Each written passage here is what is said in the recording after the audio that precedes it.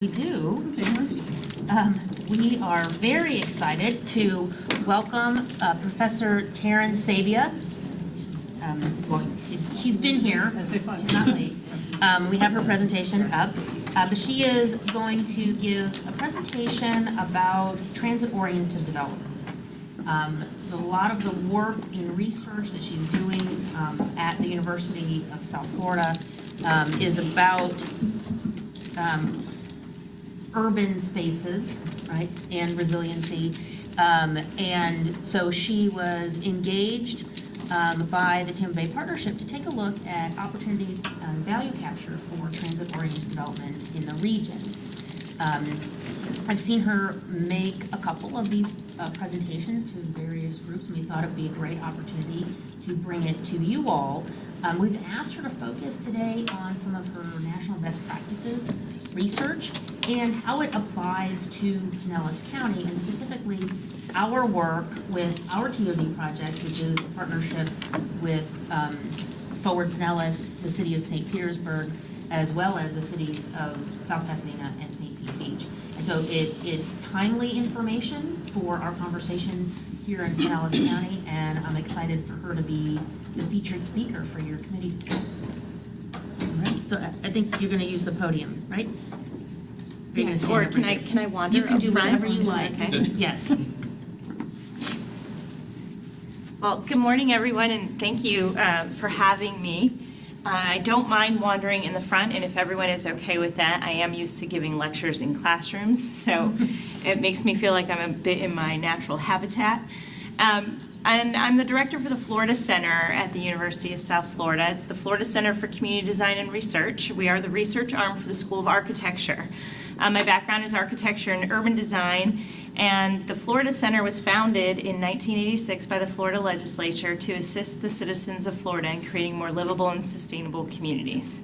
So topics like transit-oriented development, value capture, sustainability fit very well within that mission. And so when we get to do work and research within our own region, we're very excited to do it. So, we're grateful for the partnership with the Tampa Bay Partnership, and also to be able to, take work like this around. So we're going to start with a couple definitions. The first is transit-oriented development. So we're talking about that compact, dense, mixed-use development where people can access a number of amenities, and it is near transit. And that's the really key piece, that it's near transit. And the second one is value capture. So this is the value that transit can confer to surrounding properties. So we want to look at how transit basically benefits through economic development surrounding properties. We did a number of case studies. These are the ones that made it through to the final report. We looked at a number of other communities. These communities have transit in the sense of both bus rapid transit or rail projects, looking at transit-oriented development, its design and value capture potential. And we came up with a list of best practices that we found from doing the research. And so those are listed here in terms of performance-based goals. We found that those were a key component for communities that were looking at implementing transit-oriented development with value capture, looking at different strategies and methods for value capture, station area design components, zoning and land use strategies, and then we put them to the test through a few conceptual designs of transit-oriented development throughout our region. So when we look at the performance-based goals, there were a number of key categories, as you can see here. So support a 21st century transit system, advancing equity. We know that the conversations of equity are very important to a lot of planning efforts these days. Supporting a mix of uses, leveraging investments, creating healthy communities, and then assuring affordability and sustainability. So these were really key pieces within the performance-based goals. And I have a few case studies for each. This is BART, this is San Francisco. So they do really robust performance-based goals. Affordable housing has been a big issue for a number of cities that focus on BART, and so they've really started to look at how to create value creation and value capture while still looking at affordability. And so this is a key piece, and one of the reasons that we included them under the performance-based goals. they're using metrics to help measure the job they're doing and to really try to make sure that they're being able to follow through on those goals and utilizing new station development to do it. Los Angeles is also a great example. These are both, bigger areas than our region, but we feel that these are really applicable because of the car-oriented nature of these communities and how they're transitioning to looking at housing and transportation costs combined. So LA is really focused on wanting to reduce that combined cost of housing and transportation and to start changing the autofocus to a much more balanced approach in terms of different transit and mobility modes. So for the value capture methods, these are the key findings. When we looked at it, developer fees, looking at special assessments and taxes, tax increment financing, and joint development. These were the primary methods that we saw when we were looking through the different communities that have used the different methods, and secondary ones being through mobility fees and naming rights. For some of these, we can do them fairly easily within our own communities, Pinellas included, and for others, there may be some hurdles to get over. So tax increment financing is one we're quite familiar with our community redevelopment areas, or CRAs, but some of those definitions are not necessarily as applicable as, say, communities like Dallas. So Dallas's TIF is actually being utilized across its entire transit system, all 93 miles. They have 4 different districts, and the funding that's raised through their tax increment finance in one district can actually be spent on improvements in another. So that tax increment financing is a great tool for them because they're using it to be able to expand their system, have maintenance on the system, create other infrastructure for pedestrian and bicyclists to be able to access transit nodes. So it's a really great mechanism in terms of how they've been able to use a TIF. We do have some hurdles in the state of Florida and some additions to the language we currently have in order to be able to implement a TIF here. And then when we looked at New Quincy Center, Massachusetts, this is a smaller scale. It's part of Boston's overall system and their metro, but they were using joint development as a tool. So they actually had private development help with some of those initial stages of infrastructure, and then the city later reimbursed the developer for some of those different construction components that they were able to jumpstart. And this was a way to get ahead and get things underway much quicker. So when we looked at the overall design, and this is really one of my favorite categories because, again, having background in architecture, this is really the things that I like to talk about most. And this is where we talked about that near transit piece. And so the diagram up here shows a few concentric circles. So the first being a quarter mile. That first quarter mile is what we call the most walkable. It is the 5-minute walk. It's the walk that almost everyone is willing to do. And that is also going to be your area where your highest property values are going to be around your station. So that piece is really key. The second is your quarter mile. So we're looking, the second is your half mile, which is about a 10-minute walk. You can also look at these areas for bicycling and other types of pedestrian infrastructures. And this area is also going to see increased property value. So that first quarter and half mile are your most important when we're looking at both value capture as well as the design relationship to the transit center. And then as we get out to about a mile, we're looking at what we call the transit supportive neighborhood. So this is being able to access the transit center probably from existing housing developments that are already there. So we might see this being a little more single family and not as dense, but it's a way for us to be able to step in and preserve some of those surrounding neighborhoods we already have. So we have a few examples, and the first here is from the Richmond Highway BRT. They really focused a lot on creating a complete street and making sure that it had pedestrian scaled activities all along it. And so this is a really good example for a fixed corridor and how to really look at being able to create those appropriately scaled facilities along it. So including street crossings, and we have retail along the edges as they looked at how to really begin to implement and change what this corridor initially was. The next one is the Line Brt. This is in Cleveland. It's a great example of looking at how to really create identity and character within existing neighborhoods and use your station areas to help amplify that. But the other key piece about this particular BRT is the tagline up at the top, which says, using bus while thinking rail. And I think that that's really important because they thought about the function. It was less about that technology and much more about how it functioned to make sure that it was really serving as a true transit efficient node within that community. So we looked also at the zoning, pedestrian-oriented spaces, increase of uses, higher densities, and limited to no parking is what we were finding throughout transit-oriented developments across the United States. And this was a key piece because they wanted that focus to be on other alternative mobilities in a way that a number of these communities were able to look at affordable housing was to reduce those parking expenses that come with it. So we have, again, this is the Pulse Corridor. A few things the Pulse Corridor really does well is it's zoned for scale. And so it was really looking at keeping density at the corridor and then lowering that density as it got into the existing neighborhoods. Again, because this was a project that was implemented, after we had already developed quite a bit around it. So they really wanted to focus on priority streets and creating opportunity areas. And so their zoning was really tied to being able to do that. The Roslyn Metro. This is a really good example. They created their own mixed-use categories. Those categories varied on density, and they linked their TODs. And so you can see the concentric circles here.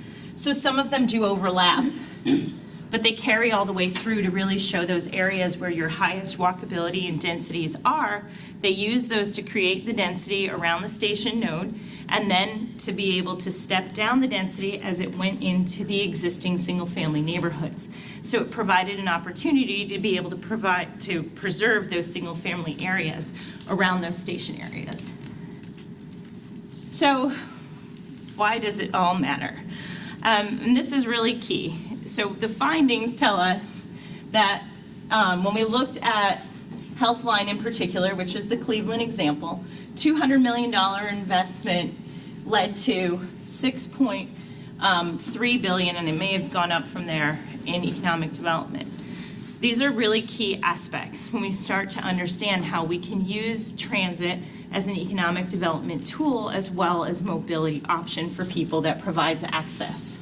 So we see the increase in ridership at 62%, additional transit trips, but these are really some pretty exciting numbers, right? And 97% reduction in small particulate matter.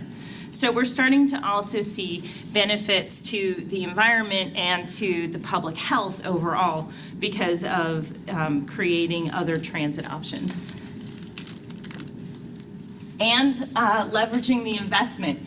So there's some key pieces here, especially when looking at how we begin to create transit-oriented development within areas that have already developed a lot and almost have a full build-out in terms of the footprint. But I think what's really exciting about looking at this is that for the Roslyn one, we're looking at 8% of the county land now generates 33% of the county revenue. That's huge. So that's really taking advantage of that investment and making it work for you. And so I think that this is some of the opportunity that Pinellas has in being strategic about where transit-oriented development happens. So again, our list, but a larger supply of affordable housing, reducing gentrification, improving health and wellness, environmental benefits.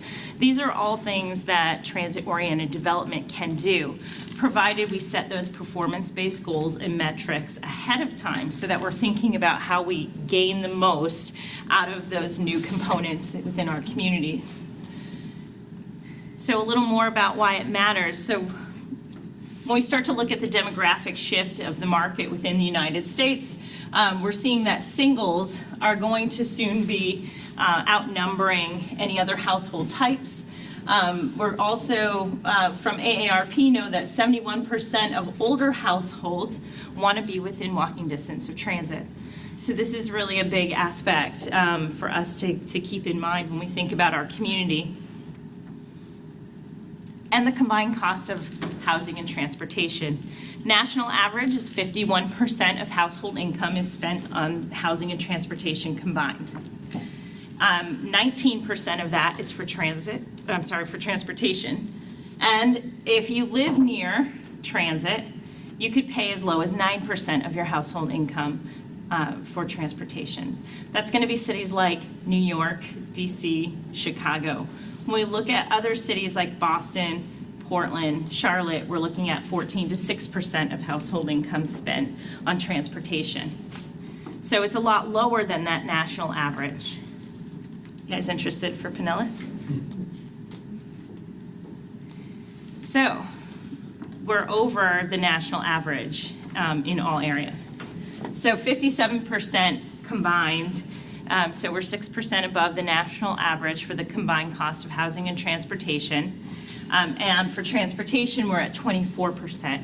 So that, again, that national average was 19%.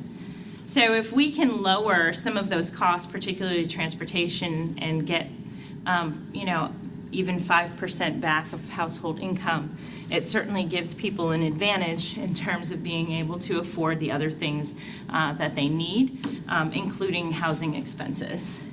So just a little outlook for what things look like here. One of the other things we did was we looked at transit-oriented development guidelines and zoning throughout the region. So we looked at Pinellas, we looked at Hillsborough, we looked at Pasco, we looked at FDOTs, we looked at the MPOs and the planning commissions, the cities, and none of them were the same. So we came up with things that we thought were an easy way to overlap. So taking into account what our region has looked at in terms of setting guidelines for transit-oriented development and comparing those to best practices, we came up with these categories for the urban center, the mixed-use business center, for the institutional center, the urban neighborhood, and then the suburban neighborhood center. And we have just a few examples. So looking at the urban center, downtown St. Pete, downtown Tampa, these are going to be our most dense kind of urban cities. The mixed-use business center, looking at like Carillon and Gateway area. The institutional centers, so USF campuses, both one here in St. Petersburg and the other in Tampa. Urban neighborhoods, this includes areas even along 4th Street here. And finally, suburban neighborhood centers. And we have a number of places. The example we're using here is Wesley Chapel up in Pasco County.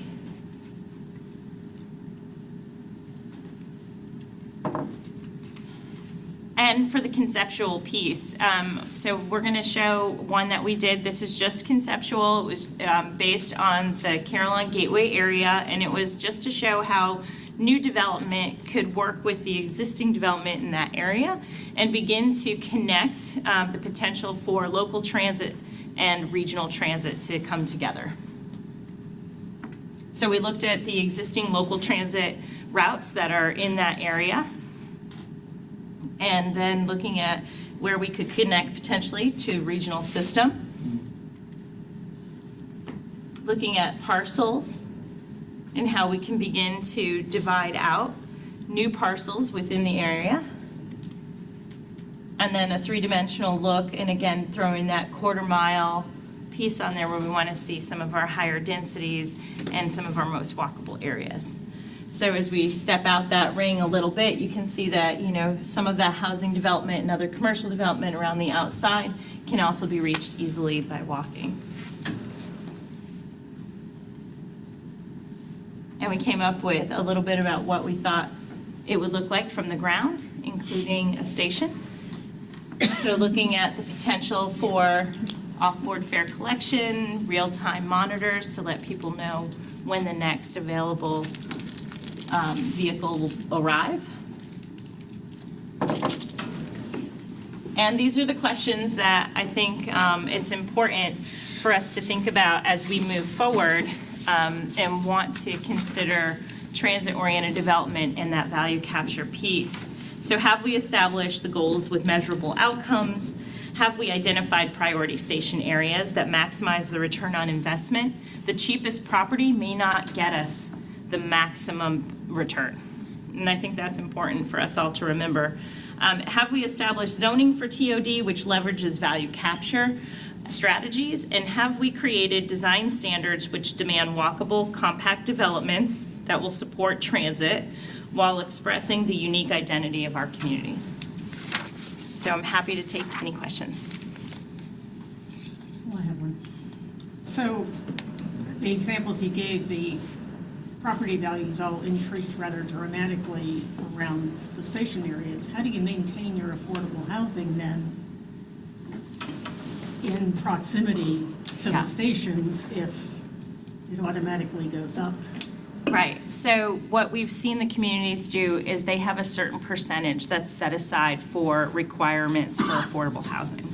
So they're trying to make sure and ensure that affordable housing is within those areas so that people who really do need to be able to use that as their main method of mobility can do so.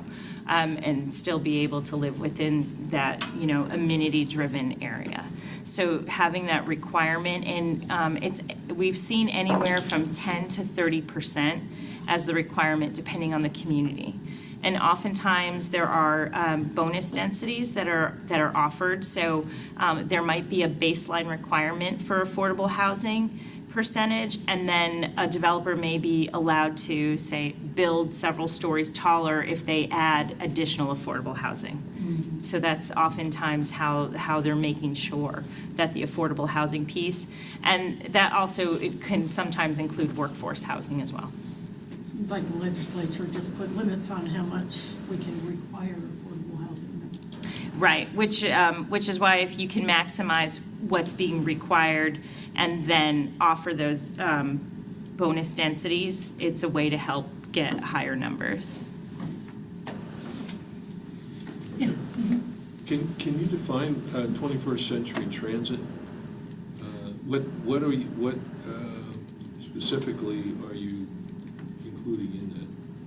So 21st century transit, by way of looking at the studies, includes transit that's really looking at kind of a whole system approach. So being able to connect what I teach my students as legs, loops, and links. So legs being the walkability, bikeability infrastructure at your most local areas.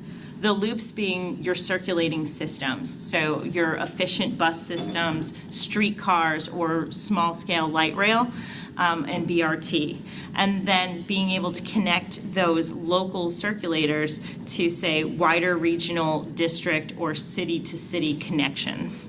So 21st century transit is really looking at those different scales of how it functions as an overall system. Okay, so just to use a simple example,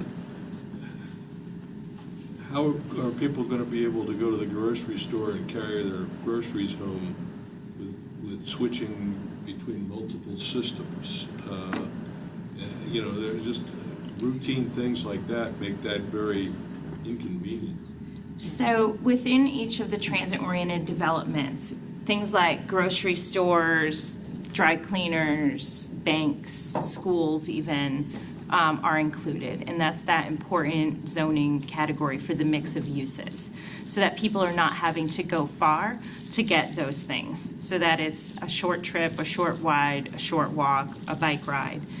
So it's not that you're skipping multiple modes to be able to do it. Now, if you're living in one county and working in another, it might mean that you have a short local trip to connect to a regional trip, or you might be able to connect directly to a regional trip depending on where you live. So that's, how typically it would work. But it's that mix of uses to ensure that you have all the things you need within that 5 to 10 minute proximity.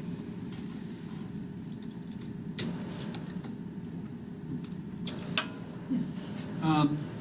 So, a question about Pinellas. You said that 24% of income is spent on transportation in Pinellas County. Do you have a sense as to what that would change in a properly transit-developed corridor? What that would reduce to? So I can give you the numbers for what it looks like in other cities. I don't know what it would be in Pinellas without there being a big kind of economic analysis done. But what we're seeing is typically 14 to 16% of household income in cities that have reasonable transit systems. So Portland, Charlotte, Boston, so smaller scale areas that would be a little more relational to ours in terms of being able to reduce that cost. New York City, like I said, is 9%. So they go significantly down, but New York functions a bit differently than a number of the other places. So it would be reasonable to expect a decrease of about 8 to 10% for households' transportation costs in that. If they have access to transit, Right, yes. in that corridor. Yes. Sort of the normalizer in this is your household income, right? Or the average household income. So here in Pinellas, it may be a little bit lower than other areas, and so the percentage that people are spending on transportation is therefore higher. So the AAA estimates that to own and operate a vehicle, a car, is about $10,000 a year. If you were to buy a monthly pass on PSTA, it would be less than $900 a year. So to you that is a much smaller percentage change than to somebody who is making $15 an hour. And I agree. When we talk about affordable housing, we often talk about the cost of housing, and we don't incorporate the cost of transportation into that conversation. So the key, one of the takeaways for me was the fact that obviously reducing those transportation costs makes housing more affordable in the grand scheme of someone's ultimate budget, because there's now more money available to go towards housing. And so that balance is something that I don't hear as many when I read articles and listen to folks talk about affordable housing. Transportation is not usually, the savings in transportation is not key on the top of the list of And maybe we impacts. should be talking about this housing and transportation index much more frequently. Well, and combined, Yes. because they are. You can't live somewhere without anywhere if you're not going to go anywhere. You're most likely going to go somewhere once you. Fair enough. Okay, I'm looking at the slide up here, and what's the meaning of average household VMT? Vehicle miles traveled. Okay, thanks. Is that per year? That seems kind of low. That's kind of high. It's kind of high. Like for a family. Look at the With six bridge, people? look at Howard Franklin Bridge. Well, it's a household. Yeah. It's a household. For the household, okay. Any other questions?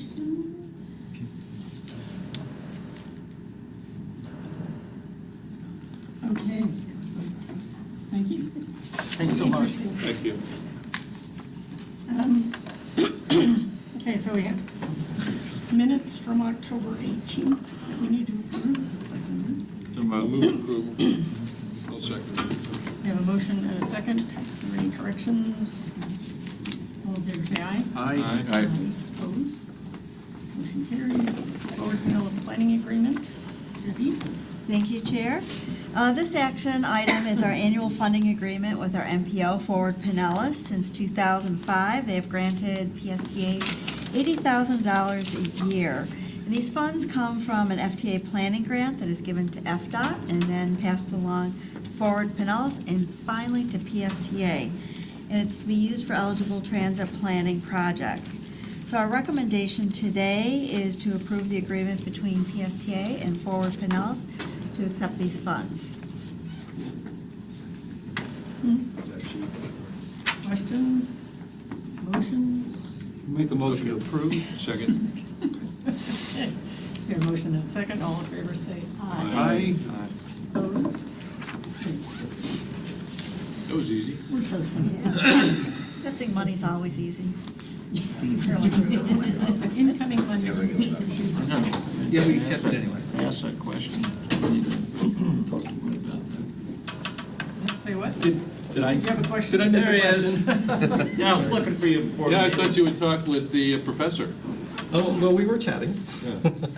No, I mean, ask some questions. We're talking with or the whatever. What was the Yeah. question? She made a very good presentation, and we echo all that she said. And the Gateway Master Plan is consistent with what some of the images she's showing for Caroline area, for instance. And our whole strategy in the long-range plan we adopted last week is on putting housing and transportation closer together so that we can lower those costs together. You may not hear us, you may not hear me enough saying it, but we are saying those words about housing affordability is tied to transportation accessibility. You had a question? I'm sorry. I'm sorry, go ahead. I think we had a question over here.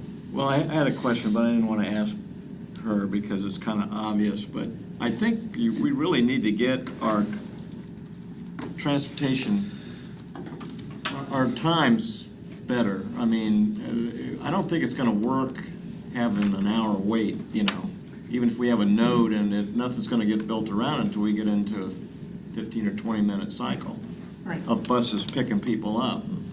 So, to me, that's the first thing we need to really work on is getting that, yeah, I know, it's all tied to money. That's the Yeah. first thing. we do. The answer to your question is that's a chicken and egg situation. Yeah. Do you start the route, or do you wait till people there and then they need the route, that kind of thing. Yeah. But the question that I wanted to ask the professor, and I didn't want to seem rude, is how do you change the mentality of a society? Like Pinellas County has a lot of people who are very entrenched in their ways. They're largely elderly, and they're not going to move to an urban center or even consider it, and they're not going to vote for the funding for it because they're not going to be impacted by it. So you have, I don't want to call it negativity, but you have a lot of resistance to the kinds of things that she's talking about here. And if we're going to grow, and we're impacted by that too at PSTA, because we want to provide the system to allow people to move around and so on, whether it's bus, train, whatever. But how do you change the mentality of the players? That's the real issue. So, I think it's not exactly a chicken and the egg, because I can tell you, if you offer people, if you say, look, we have a bus, well, I'm not gonna take, I wouldn't wait for 45 minutes for a bus and know that to go, I could probably walk faster to get to A to B than waiting for connections and a bus to go there. But if like the major cities, I'm always taking mass transit. Sure. I'm always taking a bus, because there's always something there. If you advertise it that way, this is what you're gonna get for an increase in, a tax or whatever. You're gonna get a 15 or 20 minute, boom, something's there. I think older people will say, okay, well, I can live with that. That's just my feeling. Well, I can tell you, I see a lot of older people on the bus who probably can't afford to own a car in the first place and find it convenient. Or shouldn't be But driving there a are car. also, Yeah, well, that's true too. there are also a lot of young people that want to be able to take it. I mean, you can see the ones that where it works. We go through Caroline, and there are people jumping on the bus there to go home from work. And those are white collar workers. They're not just. In 52 LX, Yeah. makes sense. If I could jump in just for a second, I think, you got to start with where it's going to provide that value proposition. And so it may be the Central Avenue corridor, it may be the 4th Street corridor, it may be the 34th Street corridor, and you can start building that. 65. No, just kidding. So I think you start and you incrementally I'm build kidding. it. The example she showed of TOD, for instance, in Roslyn, Arlington County, Virginia, that started in 1975. Yeah. They put the zoning and the development plan in place in 1975. The TOD, the transit system started not long after that, but the TOD didn't really happen until late in the 80s and early 90s. It takes time. We've got the regulatory framework set in Pinellas County. We've enabled all the density. The county commission just voted on that. It's up to the cities now to start building up to the density we've enabled. And I think it's a process too. It's like those of us who have lived here for decades or grew up here know how much worse the traffic gets every year. Right. And I think there's a tipping point where people say, you know, if I can get on the bus and go over there for pretty much the same amount of time, assuming it's the same amount of time, I'll tell you, I like it.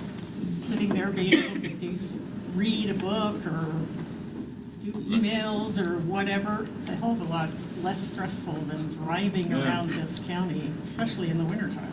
So, I agree. you know, as the years go on, I think it's gonna be a natural sort of shift to saying, how can I get out of this damn car? You know, I mean, we weren't there even 4 years ago, but I hear people now, even now, 4 years later, saying, you know, maybe it would be, maybe there's a better way to get around this. Is there, there must be, have been studies, because we're kind of late into this whole transportation business, of other areas. What is that tipping point? What is the tipping point as far as scheduling that people, you see more people jumping on to public transportation than having that thought, am I gonna drive there or am I gonna take the bus, you know, that kind of Well, thing. I mean, you're right, your estimation, the 15-minute buses are much more crowded than the hour buses. Oh, yeah, I mean, that, to me, You know. that knocks it out. I mean, Yeah, there's yeah. no choice, I mean, I don't even think about it, but. I mean, internationally, there's been some research done, and even our benchmarking group has, which benchmarks all around the world, has determined that 10-minute frequency is the definition of when you never have to look at a schedule. Like, you know, if a vehicle, maybe a train or whatever, comes in 10 minutes, then everyone just walks out there, and then, you know, it comes. Because they know it's If you gonna on 10, then- be, you can then rely it- on it being there, and you know you're And the gonna ridership be. really goes up, because the wait time, like you say, is an enormous inhibitor to public transit. It makes it not competitive with the car. I tell you, I think we have a great community here. I know what you're saying, though. People are so used to their cars, but if you had that kind of frequency, I can tell you, at the snap of my fingers, they would be like, I don't need to take the car. Plus, increase the parking, please, in St. Petersburg to $30 a day. Yep. $40 a day, and that helps There you too. In addition to that, you know, we are doing so much more than just buses. And I've been up to North County, Whit and I've been up together to the North County, and, you know, they want to know about all of our other services. So services like Direct Connect, like Healthy Hop, like all of those people can see themselves even today using them. And so I think offering things that they can see themselves using today as we start to build that mainline transit is also important. It's interesting. That was not the question, however, for you. Yeah, let's get back on track. I don't want to. Want me to ask it? Approve the forward planning agreement we did. Yeah. How come Ford Pinellas doesn't give PSTA more money since they haven't really upped it since 2005? Oh.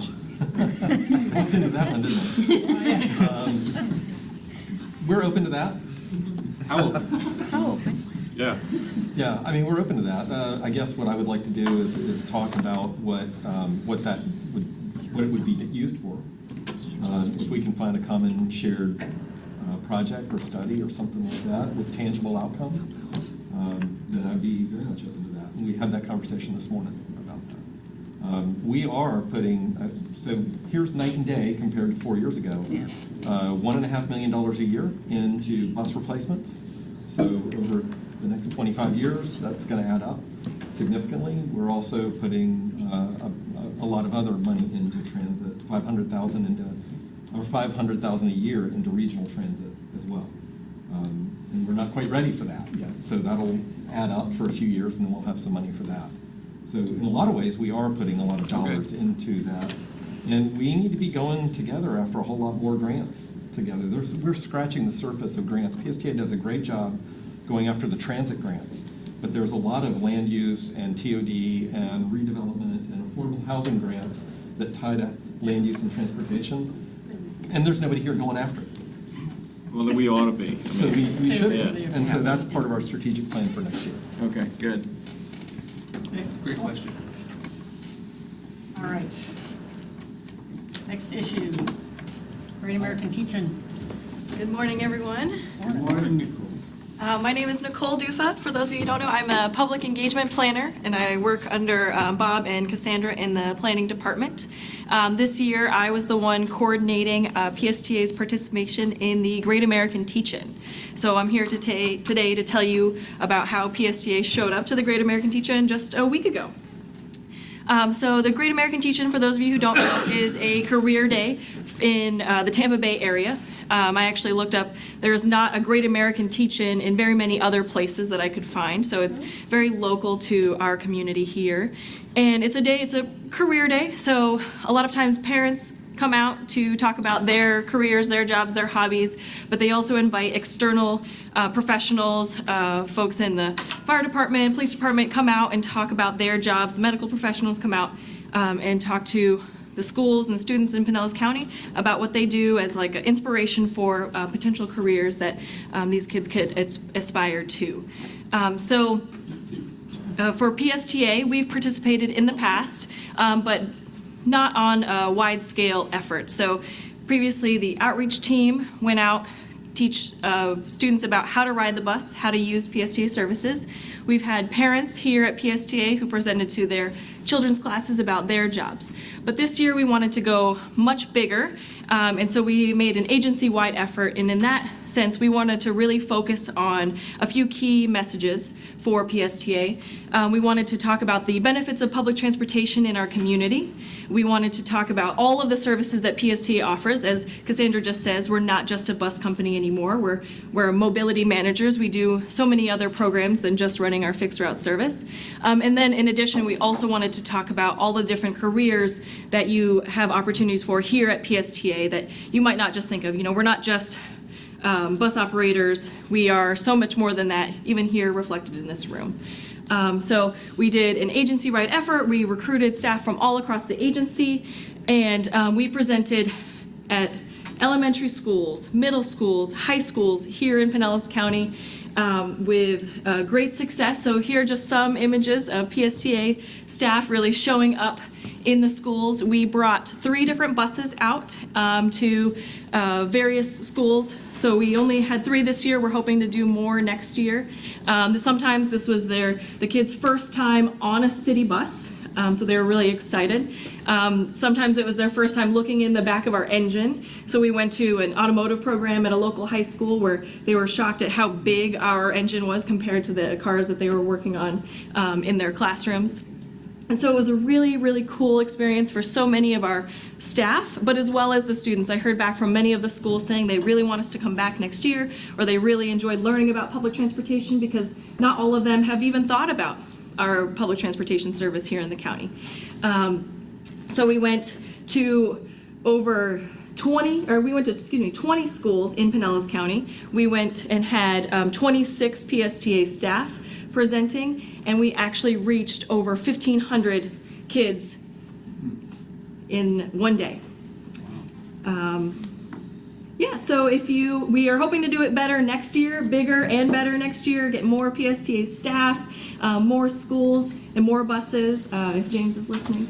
And if you have suggestions for schools that we should be present at, or want to know a little bit more about the schools that we went to, feel free to ask or let me know. I know that we'll be planning probably in the summertime for the next November. That's all. Thank you. You're welcome. Yes. Do you have a sense as to the geographical dispersion of the schools that were visited? Yes, so we went to schools. We did go to one school in Tarpon Springs. We were present in Clearwater, and then Largo and Seminole, and then all the way into South St. Pete. We were at Lakewood High School, Gibbs, and then middle school down in South St. Pete right there as well. So we spanned the whole county. We did not have more up in like Palm Harbor and Dunedin area, although we would have liked to, but we did try to reflect all areas of the county. Because I think that one of the things that's great about going and talking to students is those students then go home and talk to their parents. Exactly, absolutely. And having more of a footprint in North County Mhm. so that they can learn more about transit services. Also having things like Care Ride and other Mhm. services out there, That's a talking great about suggestion. opportunities in transit that are more than just the bus. Yes. Helps spread our more universal message to the community that we're providing services. Absolutely. We also have a program with Finance Park. Yeah, I was there. So, working that way too. Yes. Yeah.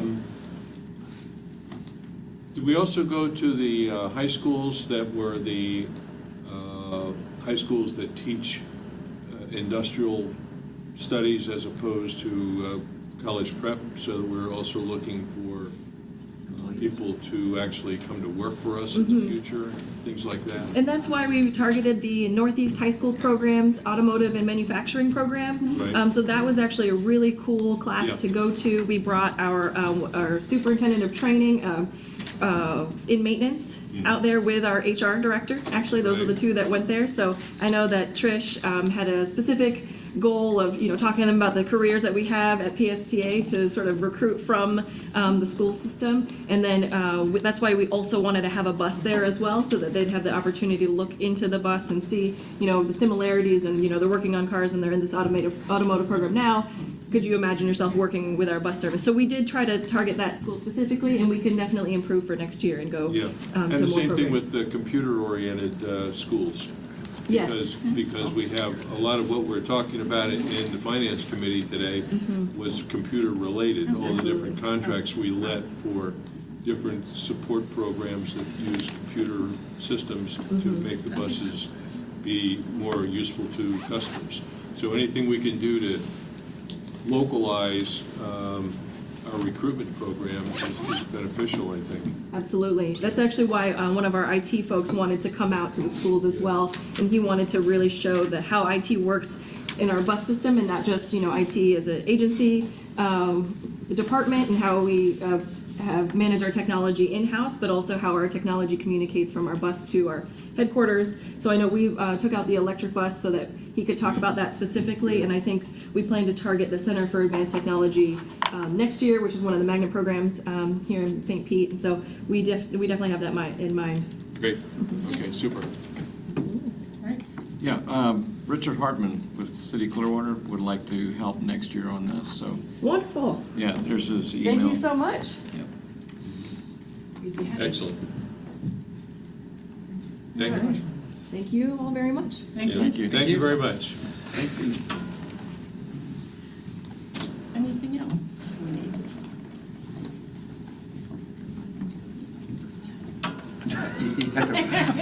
Okay. Adjourned. Okay, meeting adjourned. Just like that. Okay. So are you, Happy Thanksgiving. Thanksgiving, everybody. No, I'm doing, Way too much. Yeah. Happy Thanksgiving to you. We're getting a Anything on our calendar? Oh, that's the way to do it. We're